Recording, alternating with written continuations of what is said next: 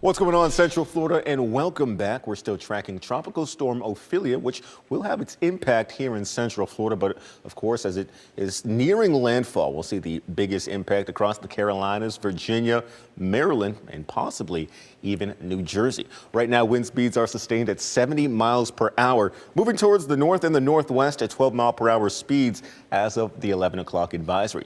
Now, all throughout the day, the pressure has continually decreased, and that's a sign of the storm strengthening.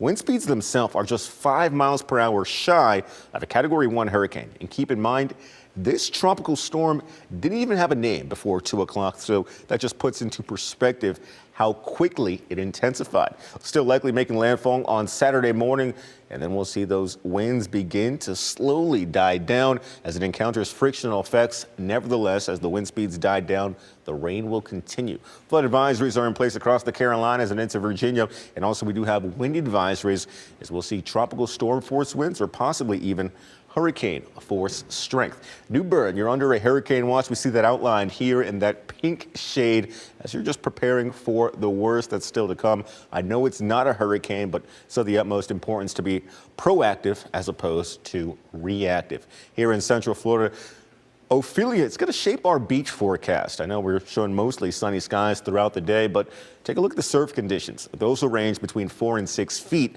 and the rip current risk, that is going to be high. I don't recommend getting into the water as we'll be under red flag conditions all across our Atlantic beaches. Further east in the Atlantic, here's what we got. Tropical wave invest 90L shows a 90% chance for further development over the next 7-day stretch. Right now, wind speeds 30 miles per hour, but keep in mind, these Atlantic waters, they're still very warm. I know these spaghetti models, they're not really agreeing at the moment.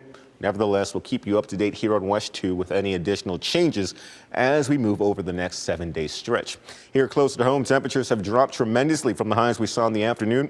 Some areas, you're back in the upper 60s. DeLand, 69 degrees.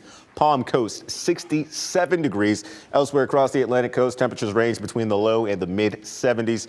75 both for Palm Bay and Melbourne, 75 as well across New Smyrna Beach. Nothing on the live radar. We saw a couple of showers in the afternoon, but we're all settling down to those quiet and clear conditions.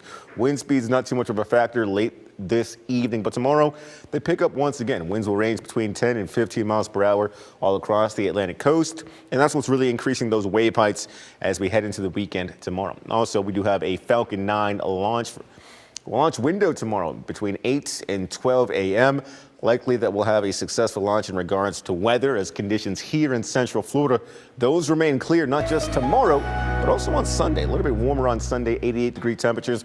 And we'll hang around the upper 80s heading into the work week. Unfortunately, the rain chance returns, so soak up the sunshine as fall begins tomorrow.